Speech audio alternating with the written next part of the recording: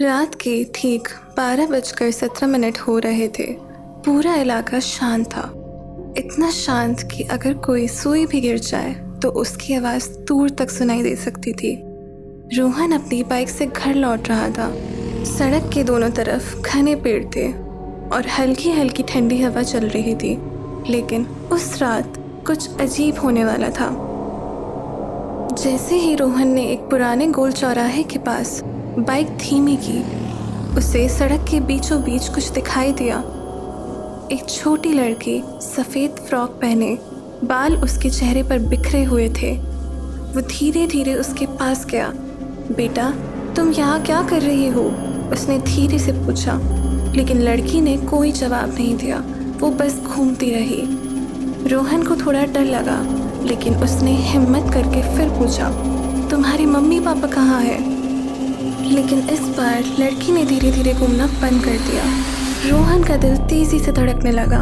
लड़की ने बहुत धीरे धीरे अपना चेहरा ऊपर उठाया और जैसे ही रोहन ने उसका चेहरा देखा, उसके पैरों तले ज़मीन खिसक गई। उस लड़की की आंखें ही नहीं थी, सिर्फ काले खाली गड्ढे थे और उसके होठों पर एक अजीब सी मुस्कान थी। रोहन डर गया। उसने तुरंत बाइक स्टार्ट की और तेज़ी से आगे निकल गया। लेकिन कुछ सेकंड बाद उसे महसूस हुआ कि बाइक खुद ब खुद धीमी हो रही है और तभी उसने रियर व्यू मिरर में देखा। वही लड़की पीछे सड़क पर अब भी गोल गोल घूम रही है। रोहन ने राहत की सांस ली। उसने सोचा, शायद मैं बच गया। लेकिन जैसे ही उसने फिर से मिरर में देखा, उसकी सांस रुक गई। अब वो लड़की और करीब आ गई थी, लेकिन वो चल नहीं रही थी। वो घूमते घूमते उसकी तरफ बढ़ रही थी। रोहन ने घबराकर पूरी स्पीड से बाइक दौड़ा दी। कुछ मिनट बाद वो अपने घर के बाहर पहुंच गया। उसने जल्दी से गेट खोला और बाइक अंदर खड़ी की।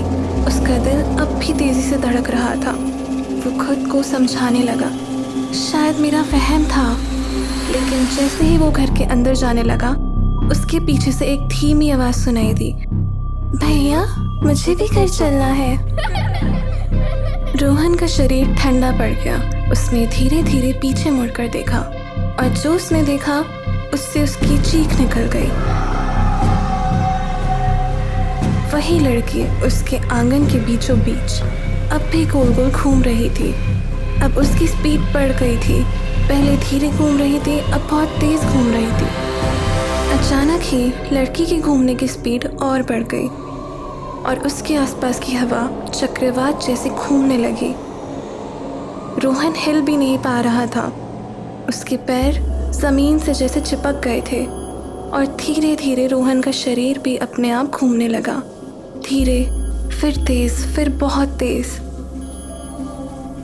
अगली सुबह पड़ोसियों ने रोहन के घर के बाहर भीड़ लगाई, क्योंकि रात भर उसके घर से किसी के घूमने की आवाज़ आती रही थी। दरवाज़ा तोड़ा गया और अंदर जो नज़ारा था वो देखकर सबकी रूह कांप गई। घर के बीचों बीच फर्श पर गोल गोल खिसकने के निशान बने हुए थे और बीच में रोहन पड़ा था, मरा हुआ। उसका शरीर अजीब तरीके से मोड़ा हुआ था और उसके चेहरे पर वही डरावनी मुस्कान जो उस लड़की के चेहरे पर थी। लेकिन कहानी यहीं ख़त्म नहीं हुई। उस रात के बाद हर रात ठीक 12:17 पर उस चौराहे पर अब दो साए दिखाई देते हैं, एक छोटी लड़की और एक जवान आदमी, दोनों गोल गोल घूमते हुए। रात के 12:03 पर अंकित अपने कमरे में अकेला बैठा था। उसका फ़ोन अचानक रिंग हुआ। उसने स्क्रीन देखी, अननोन नंबर। उसने कॉल उठाई। दूसरी तरफ कुछ सेकंड तक सन्नाटा था। फिर एक धीमी आवाज़ आई, मत सोना, और कॉल कट। अंकित ने सोचा कोई मजाक कर रहा होगा, लेकिन 2 मिनट बाद फिर कॉल आई, सेम नंबर। इस बार आवाज़ आई, अगर सो गए तो मर जाओगे। फिर कॉल कट। अब अंकित थोड़ा डर गया। उसने उसी नंबर पर वापस कॉल किया, लेकिन नंबर एग्जिस्ट ही नहीं करता था। रात के 1 बजे फ़ोन फिर बजा। इस बार सिर्फ सांसों की आवाज़ आ रही थी।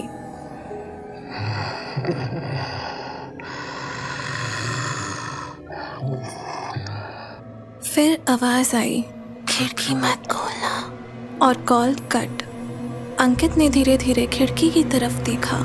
खिड़की धीरे धीरे अपने आप खुल रही थी। उसका दिल तेज़ी से धड़कने लगा। रात के 2 बजे फ़ोन फिर बजा। इस बार आवाज़ बहुत साफ थी। मैं तुम ही हूँ, अंकित चिल्लाया। कौन हो तुम? आवाज़ बोली। मैं तुम्हारा कल हूँ। अब अंकित पसीने से भीग चुका था।